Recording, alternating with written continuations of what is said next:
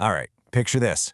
You've got this massive, completely abandoned Victorian mansion sitting deep in the old woods of Virginia. The whole place is just constantly choked by this thick, suffocating fog. As the sun goes down and those really long, creepy shadows start stretching across the overgrown lawn, suddenly a single, flickering light pops up in one of the third-floor windows. It's completely dead silent, and honestly, it's unsettling. Today, we're putting on our detective hats. We're stepping right past that yellow police tape to dive into a pretty dark documentary-style mystery for this explainer. We're going to break down the genuinely chilling history of Holloway House, which, as you'll see, was a structure built not just for shelter, but to act as a literal trap. Look, it's a totally terrifying psychological concept, right? We all look into mirrors every single day without a second thought. We basically just trust them to bounce light back at us and show us exactly where we are. But I want you to really think about the deeply unsettling evidence we're about to dig into today. Like, what actually happens when the glass you're looking into isn't reflecting you at all, but is actively taking something away from you? What happens when a reflection steals your past? Let's get right into part 1, the mansion that stole memories. Okay, so to really understand the thread here, we have to look at the building itself. This wasn't just your average big house. It was a sprawling, 34-room estate that ended up being the prime suspect in one of the most bizarre series of disappearances ever recorded. Let's kind of walk through this timeline like we're flipping through an old detective's case file. The terror really kicks off in 1876. You start seeing these old newspaper headlines reporting a massive, sudden spike in missing persons cases right around this specific Virginia area. Fast forward a bit to 1878, and police files note a completely impossible pattern. These victims, they weren't being snatched off the streets. They were vanishing directly from inside the mansion. And here is the kicker, the absolute impossible detail.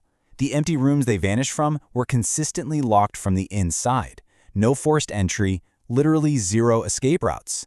By 1881, the final cases hit the books, and that massive estate was just abruptly abandoned. Moving on to Chapter 2, the mysterious Jeremiah Hallow. I mean, who builds a 34-room puzzle box where people just vanish into thin air? We really need to shift our focus to the 19th century architect of this absolute nightmare, a super wealthy and incredibly secretive guy who basically operated entirely in the shadows. We actually have handwritten construction documents that reveal a pretty disturbing nickname for him, the Collector. And honestly, the old sepia-tone portraits we have of Hallow, they do not show a normal family man. They show a deeply, deeply obsessed guy. The secret construction of his estate was entirely designed around one highly specific architectural feature. He demanded the importation and the exact, precise placement of 12 antique Venetian mirrors. Guys, he wasn't collecting art. He was collecting something else entirely. Which brings us right to Section 3, the Venetian mirror anomaly. So we're zooming in from the macro architecture of this giant mansion down into the literal microscopic horrors contained inside those beautiful imported Italian mirrors. Investigators eventually put this glass under extreme scientific analysis, and what they found is just horrifying. The number they came up with? Over 3,000. The glass was not smooth. Etched directly inside it, which gave it this sickening kind of glowing green horror tint under the lens, were over 3,000 hidden human faces. Engraved faces. We're talking screaming, deeply disturbing expressions completely frozen permanently inside the artifact.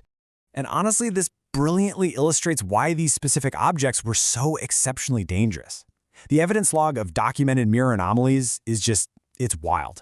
We have actual records of the glass reflecting people who are completely absent from the room. We've got documentation of these unsettling shadow movements that just operated totally independently of any light sources in the room. But I think the most chilling part of all is when investigators noted a single frame reflection of a ghost child appearing in the glass. These mirrors were definitely not just decorative, you know? They were occupied. Let's look at Chapter 4, Rituals of the 13. Okay, so if the mirrors were the weapon, how exactly were they fired? The supernatural elements at play here didn't just happen at random. They operated like a really cold, terrifying procedure. We can actually break down this ritual step by step. Step 1 required the light of a full moon shining right outside the mansion. Step 2 involved the gathering of 13 hooded figures walking in these tight groups through that thick, eerie fog. And finally, Step 3, standing directly in front of these screaming Venetian mirrors and whispering silently. Witnesses and the physical evidence both strongly suggest that this highly specific sequence of actions caused the solid mirror surfaces to distort and ripple. It literally moved exactly like liquid. Now, you might be asking yourself, why does this matter? What's the real takeaway here? Well, that rippling effect, that was the trap springing shut.